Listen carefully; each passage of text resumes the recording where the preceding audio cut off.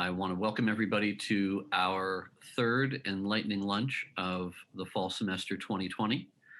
Today we have the pleasure and the privilege of listening to two people who have been focusing on our Justice, Equity, Diversity, and Inclusion initiative.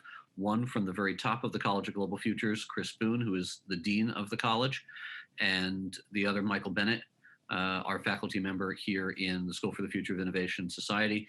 Michael is one of the co-chairs of the Justice, Equity, Diversity, and Inclusion Jedi Task Force that Chris has assembled. The other co-chair, Kelly Larson, not being able to join us today. This is really a crucial priority for the college, I think, understood in part by Chris's willingness and really enthusiasm to be here with us today.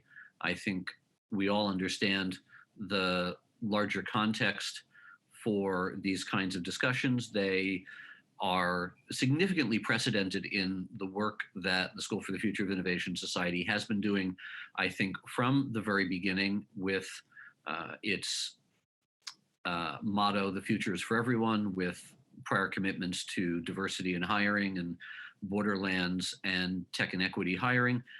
But the Black Lives Matter movement, the social unrest, the murders of African Americans by police and others over the past year, particularly in the spring, have really crystallized the need to pay much closer attention to scrutinize the roles that we as individuals have, that the institutions in which we sit have, the histories in which we have failed to live up to our aspirations in justice, equity, diversity, inclusion, and to recommit ourselves to the inclusive and diverse construction of this institution.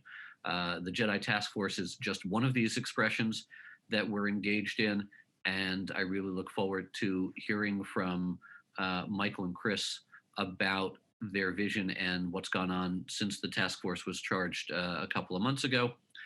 As usual, the Enlightening Lunch is going to proceed by about a 20 to 30 minute presentation. I understand that Michael and Chris will sort of be trading off there. Then we'll have some open discussion for the remainder of the hour.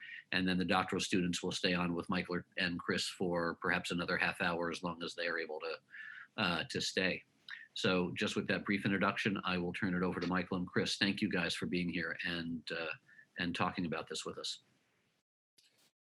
Thanks, Dave, for that warm introduction. Thanks for everyone taking time to join us this morning as well. I know that each one of you is at least as busy as I am, and so it's a miracle that we're able to congregate like this, in my opinion.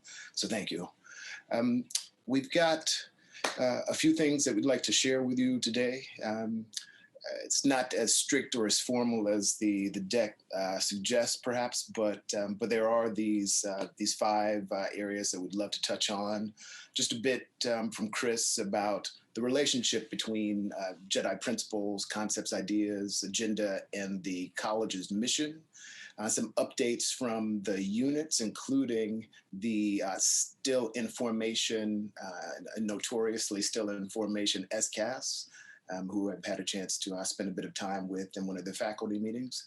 And then, of course, arguably the most important part of this we saved for last, the Q&A session, which hopefully you will bombard us with some really good questions, and we can have some lively discussion. And so, Chris, I'm happy to hand it over to you to open us up formally. All right, thanks, Michael, and I want to express my thanks to everyone in SFIS for inviting me in to have this discussion. I think I've mentioned to most of you before who've joined the town hall that Jedi issues are personally important to me, they're professionally important to me, and I think we are have an extraordinary opportunity with the creation of the new college to embed Jedi principles into who we are, into our culture, into our mission, and into our purpose. The mission statement that you see up here is a placeholder. We don't have a concrete mission yet, because missions are something that are created through participatory processes. So this could apply hopefully to any college at ASU. Of course, we want to foster learning, discovery, and partnerships, and we want to make positive and lasting change. I think every college wants to do that. So we'll be working through later in the year, trying to figure out what can we create for a mission that is particular to the goals, the ideas, and then hopefully the culture that's being created by bringing together these three extraordinary and amazingly interdisciplinary schools, and creating something that we can all hopefully remember and aspire to. So I think this is fine for now, but just to let you know that we will be creating something different together. Next slide, please. All right. So unfortunately, Kelly Larson, who's the other co-chair of the Jedi Task Force, wasn't able to be here, but she did send me these notes, and so I can just fill you in on what's happening with the SOS version of this. Let me back up a little bit and say that when we launched the college, we did create the Jedi Task Force at the college level as the first cross-school college initiative. And again, that was purposeful for the reasons that I just talked about. But as we started to roll out the development of the task force, communications that was coming back to me was that in the first year, because it's really important, and I totally concur with this, and we want to be able to show immediate action. Obviously, these are serious subjects. They deserve the discussion, the debate that's required. But we also wanted some opportunity for early wins, things that we had control over in-house that we could do sooner rather than later. And so what I heard from both Michael and Kelly and others is that curricula in particular is something that we could immediately address. And since the curricula are decided at the school level, the thinking is that the schools will have their individual task force, but they will come together as a college as well, just to make sure that we are trading best ideas. So that's just the context for why you're seeing what's going on with SOS Jedi, and while you're here in a minute from Michael about the SFIS efforts. So things that have been ongoing, one is there's obviously a lot of listening that needs to happen. One key element of diversity is to make sure that diverse voices are heard. And by the way, with Jedi, when we talk about Jedi, we need to address this for ethical and moral reasons, but it's also just the smart thing to do. We know that from research, that when we embed those principles in the way that organizations work, they just work better. But part of that starts with really listening very seriously. So within SOS, I think some of you may know Sarah Tokola, who's been engaged with the Multicultural Solidarity Coalition. So a lot of the students have been engaged in that process. And this is not a new thing. This has been going on for multiple years. And that's been an incredibly fruitful resource for not just the school, but I think most of you know it was really influential on the president's 25-point plan. The second, and here's the issue around curriculum, is the committee has, and the task force has asked the faculty to start thinking about how we currently incorporate Jedi into what we do and how we could be doing even more. In sustainability, the curricula are based on 5 core competencies. Those are systems thinking, futures thinking, normative thinking, strategic thinking, and collaborative thinking. Certainly within the normative thinking, Jedi principles are addressed, but one of the questions that's come up is, should we call out Jedi in a more explicit way and have it as a sixth possible competency? So there's discussions going on within the task force, and within the School of Sustainability, we're going to be having a workshop specifically on this issue to address, do we need a 6th core competency, and also talking about other ways we can incorporate Jedi into the curricula. In addition, they've been holding monthly meetings that are open to all the graduates and undergraduate students in the school, including faculty, to try, again, listen, input, gather strategies, and so forth. Some things that the task force is thinking about in the school is looking into training and facilitation, opportunities for these discussions. And some of the ideas that have come up already are implicit bias and anti-racism training for faculty and staff. in looking for ways to create safe spaces and productive spaces for BIPOC and other marginalized voices to be heard. Second is addressing Jedi in hiring and personnel matters, and within SFIS. Dave, I don't know if you're going to talk about this at any point, but some of the initiatives that are underway in SFIS and in the school, specifically addressing the need and role and purpose of Jedi for hiring and the way that we review our excellence. This is going to become increasingly important. I think it already has been important, but I think it's going to become increasingly more so. And this includes opportunities for cluster hires in response to, as you see there, the President's 25 Points Initiative. And then the last thing is really important. Michael, I agree. We all have so many things to do, right? Our calendars are filled. It's depressing when I wake up in the morning and I look at what's happened in my calendar because I don't fully control my calendar. Things get placed on there. But how do we engage as many people as possible? And the reason this is important, and this is really part of the design in the first place, even though we have these task forces, and I'm very thankful to Michael and to Kelly for agreeing to co-chair and to all the participants who have already and plan to engage in it. But we need to make sure that we all own it. It can't just be pushed aside to a subcommittee and say, you figure it out. This is something that we all need to engage in. So what Kelly is trying to do within the task force, I know Michael, you're trying to do the same thing, is how do we engage as many people as possible, recognizing the multitude of things that we work on. But this is really fundamental. And again, coming back to where I started, we have an amazing opportunity with the creation of a new college to make sure that these principles become core to who we are, what our culture is, what our mission and purpose is. And you don't get culture change by having a group of 5 people tell you what to do. It's something that we all need to engage in. So figuring out how to do that in a way that doesn't overburden people, especially people of color who often get burdened with handling the diversity. That's something that we're still working on trying to figure out. And with that, Michael, back to you. Great. Thank you, Chris, for that content and for handing the baton over. So I'm thrilled to see that there are a few RAs that worked with me on FIS 201, concluding just over a week or so ago, as well as a few new additions to the SFIS version of the task force, because I'd like to start with this kind of framing that'll resonate with both those groups. In the course, we spent a bit of time thinking about innovation in multiple domains, including in business. And one of the great applied anthropologists in that domain, Peter Drucker, had this phrase, "Culture eats strategy for breakfast," which I think makes a lot of sense here for a range of reasons that I think will become apparent to you over the next minute or so of my rambling on.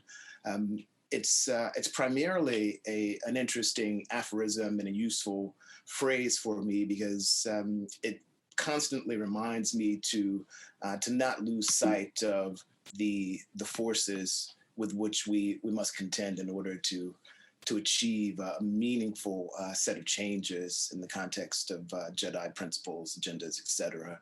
And the many forces that are lined up contesting these efforts. And I don't put these out before you in order to be overly negative or pessimistic. Those of you that spend a bit of time with me probably understand that I'm what you might call a hopeful realist. And so this is just the terrain as far as I'm concerned, and to ignore that is folly. So as earlier comments have already suggested, and as I'm sure you're already well aware, anti-Black racism is a systemic issue that's shot through, by definition, every aspect of our culture here. And I think it's safe to say in many other cultures around the world as well. It's non-trivial, pervasive, chronic, and it's something that we can't lose sight of, even if we're constantly looking at the words. It's pernicious. We're also, in this country in particular, completely wrapped up in an overlapping phenomena that's often captured in the phrase culture wars. This phenomena touches our students, touches our faculty and staff, touches the broader context of the American Academy. And of course, it relates to that other blue-ish cube, US presidential politics. Can't escape that either when our chief executive is calling out Black studies, calling out African American studies programs as being anti-American, as being anti-freedom, and so forth.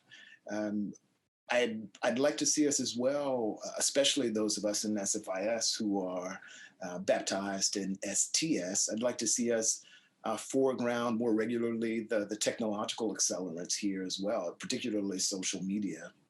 Um, it's hard to conceive of our being in this state of both anxiety around what's happening within our society, but then as well, and mostly for the good, a state of just awareness as well. It's very difficult to imagine that we could be at this point as a culture without those accelerants.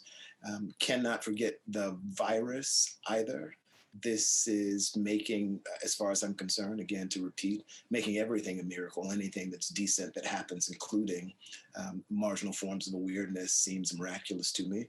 But it's also accentuating the differential impacts of everyday events on communities of color, and particularly poor Black communities.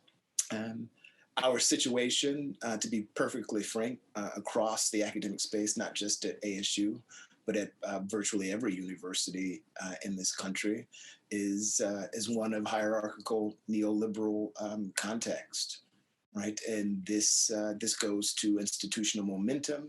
This goes to logics, what seems reasonable, what seems possible, largely shaped by this context. And then we have in-house hurdles as well, and I want to capture those with what I think is the highest floating cube there, the nascent form of our college. When you combine that with the virus in particular, this is an extremely challenging time to do anything, much less to seek to change the culture and the lived reality of our time within the academy. So that's the context in which I imagine our leaning in, doing our best to accelerate Jedi principles and to actualize them in meaningful, substantive manners. With the transition of the task force from exclusively a college level phenomenon and set of activities to one that's at least as concerned with our lives inside of our respective units, I've had to shift on a couple of occasions, actually, shift the composition. It's one of the reasons that you've heard me reach out to you asking about your interests. It's one of the reasons as well that you haven't heard from us as a collective as yet. Just a few days ago, just last week, actually, we kind of rebounded, reconfigured ourselves, and now have effectively everyone in place that we'll need in order to move forward at the unit level. And I'm happy to share this list of individuals with you. It's a pretty stellar lineup. So Farah will be our GRA starting in the spring. And that's an interesting point, both for the fact that she's a really spectacular person who is quite interested and quite energetically interested in Jedi issues, but her role as GRA for the task force should also be understood as a commitment to our foregrounding students in this process. You can see the same phenomena expressed in that last slot there, the SFIS undergraduate. We've actually, from the beginning, imagined that we would have not just a student representation, but compensated student representation. And so I'm happy to report as well that when that undergraduate is selected and comes on board in spring, they'll be receiving what I'm imagining, what I'm calling right now an honorarium Of course, administrative disciplining will probably give that some other title, but the punchline ultimately is that this undergraduate member will be compensated. Moving on from the students, Marta is also on board, thrilled about that. Bob Cook-Deegan is also on the committee. Fahim is an enthusiastic member, and Nicole Mayberry, another graduate student inside of SFIS, rounds out the team.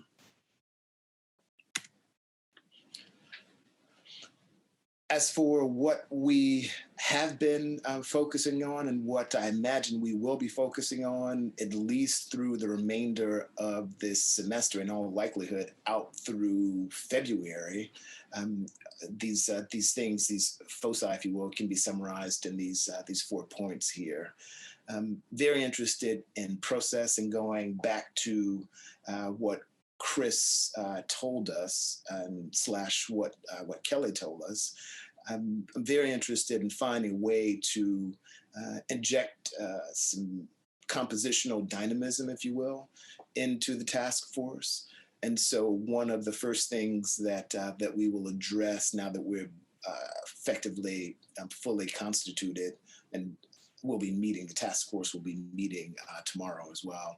And so one of the first things we'll address is just the mechanisms that will be required to have a regular onboarding and offboarding of faculty and students, and hopefully staff as well, onto the task force. And so those of you that have expressed interest in participating as members, but haven't seen don't see your name on that list, trust me, I'll be in contact with you probably Friday morning to talk to you about what your 2021 looks like, and asking you to think about how and when you might be able to come on board. Distributing the work of the task force across the faculty, the students, and the staff makes sense in all of those ways that Chris mentioned explicitly and implicitly. And I think it's worthwhile just noting as well that a kind of rotational mechanism can do incredible work in helping us just educate ourselves as well. One of the issues that I'm constantly wrestling with in terms of our participation in initiatives within the academy is this sense that we often have, right? This hubristic sense that we already have the tools in house, and all we really need to do is apply ourselves, and we can achieve our goals. I think that's a useful outlook, but I think it's also a kind of naive one, especially when your target is something as perniciously systemic as anti-Black racism. I'm convinced as well that, and I think Chris said as much, he's on the same page, and Kelly is certainly on the same page. I'm convinced that we need to engage experts, topical experts within the academy, within our university explicitly, but also, experts who are a part of the cottage industry of Jedi activities now. Folks who engage with universities and with corporations to help them make meaningful modifications to their culture. Again, going back to what Drucker was trying to say to us, I think culture is muscular, right? We won't be able to just muddle our way towards some kind of meaningful set of changes. We also won't be able to how do I want to put this? I don't think we'll be able to get outside of ourselves, right? There's this kind of meta quality to what we're about here. There's a sense. I certainly have this sense. I think others have as well, but I'll speak for myself right now. I have a sense that we still haven't really come to grips yet with what it means to muscularly engage with systemic oppression when we're within the systems that express that oppression. Shaping new faculty hires to go back one is absolutely essential right now as well. Most of you know, I'm sure, that we have a full slate of hires that we're contemplating within SFIS, 3.5 or 4, depending on how you count them, and already engaging with leadership within SFIS to help shape the language that is required to effectively express our commitment to Jedi principles, so that it's clear both to those who present themselves as potential new hires, but also to the broader academic and extra academic community. These calls will be out there for all to read. And it's essential, I think, that we're clear about not only what we're expecting of our new hires in terms of their commitment to Jedi principles, but it's also an effective way of advertising, expressing, if you will, our commitment to the larger community. Curricular augmentation, effectively a repeat here of what Chris said in rough outline. One thing that I will add, though, to his comments is that I think we've got an incredible opportunity as a unit to do something that we don't do often enough. I mean, as the unit at the university that's most directly and most intimately engaged with the concept of innovation, I think it would be really quite interesting and a useful experiment to attempt to conceptualize and operationalize curricular augmentations that actually express and are shaped by innovative notions, innovative concepts. And so here, just to put something on the table that the TAs that I mentioned earlier, that I called out earlier, and I spent time thinking about while we were teaching FIS 201 last semester. I think it would be quite interesting to start working on a set of modular additions that those of us who teach at least one online course, for example, would be able to sample and to plug into our curriculum in a way that could enrich those teachings that we're about online, but at the same time lower the cost of augmentation and modification for faculty. As Matt and I, well, as I learned last semester, and Matt is probably learning right now, teaching 110, 120, 130 students online, it's a little taxing. And so whatever we can do to help our faculty and our TAs manage the time costs of teaching online, period, much less augmenting curricular arrangements for those online courses, I think we ought to be about the business of doing that. And finally, this is just a slide here that I've added effectively out of a sense of solidarity with SCAS. I've had a chance to spend a bit of time with them. Attended the faculty meeting at the end of September in order to get a sense of what they might be willing to resource-wise invest in with respect to Jedi, and to give them some sense of, at least at a preliminary stage, what SFIS and what SOS were thinking about. And what I walked away from that meeting understanding is that there's a central question right now, at least for Manfred, who is the provisional director or lead or dean there, interim technically. The question that motivates him, that energizes him most around this is this number one here. Like, how do you actually inject Jedi concepts and principles down into our research programs in a genuine or an authentic way? Are there multiple ways for us to modify our methods, right? Are there methodological interventions that are consistent with Jedi principles that we can embrace? And if so, how do we get on board with something like that? And the more practical, or the more immediately practical issue there, and this is one space in which SCAS leadership and I were overlapping, is this desire and intention to engage more deeply with historically Black colleges and universities.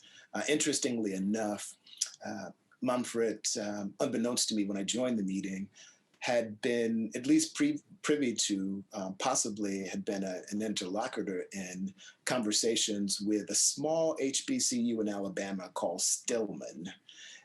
It's a small liberal arts college, probably 2,000 students or so. And interestingly enough, one of my dear friends and colleagues is a dean there. He runs their business school, an undergraduate business school. And like so many HBCUs, there are incredible pressures. There's always a resource scarcity haunting most of the 100+ HBCUs, especially the small ones. And so for different reasons than what we experience here, those schools can take on strange ASU-esque forms, right? Mashing up departments in weird kinds of ways, but out of a response or the disciplining of financial pressures. And so this friend, whose name is Isaac McCoy, Dean McCoy, what he's wound up facilitating is the absorption of the math department into the business school. And I found this absolutely amazing. It happened almost a year ago. I don't know of another mashup of that caliber outside of ASU's various mashups. And so in this meeting, I closed out with about maybe 10 minutes of discussion and kind of recap of conversations that Dean and I have had about a possible way for our university and their college to collaborate around quantum computing. It seems like a really natural fit given some of the expertise of their mathematicians. Quantum computing has huge implications for business as well. And so that dean was quite interested.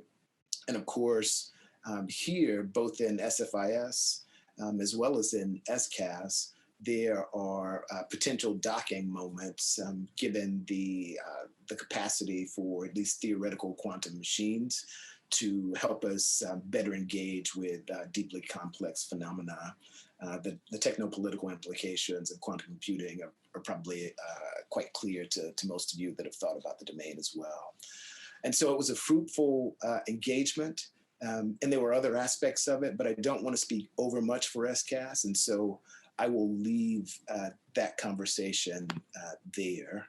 And at this point, I think unless Chris or Dave, have things that they want to add or to modify what I said in some fashion or augment it, I'm happy to turn it over to us collectively and to hopefully have a robust Q&A. Chris, anything you would like to add? No, ready for discussion. I would just like to add or amplify 2 points that Michael made. One about outside experts and simply thinking about the MO of the Enlightening Lunch. As I think you know, this semester has been committed to internal perspectives on Jedi issues, and the spring semester will be committed to bringing in some outside folks. So I'm working closely with the task force, but invite all of you, whether involved deeply in the task force or not, to let me and let Michael know about outside experts around the topic who might be appropriate Enlightening Lunch speakers in the spring semester. Second, just to confirm what Michael said about hiring within the school in this current academic year, as faculty already know, but others may not be fully informed about, we were thrilled to hear about the extent of hiring that we're going to be able to be doing under the current circumstances from the provost. We have 1.5 hires replacing faculty members. That 1/2 is in conjunction with the School of Sustainability. And we have additional hires that we did not complete over the previous year that we will be able to continue to pursue this year. And so we are dedicating what amounts to, I think Michael was right, 3.5 of those lines to a Jedi in science, technology, and innovation initiative. And I'm in the midst of drafting the focus job descriptions in conjunction with my deputy director, Kathleen, and with Michael and with the rest of the faculty leadership. And stay tuned for that stuff to roll out. And of course, individual students will be participating in search committees as they're constructed as well.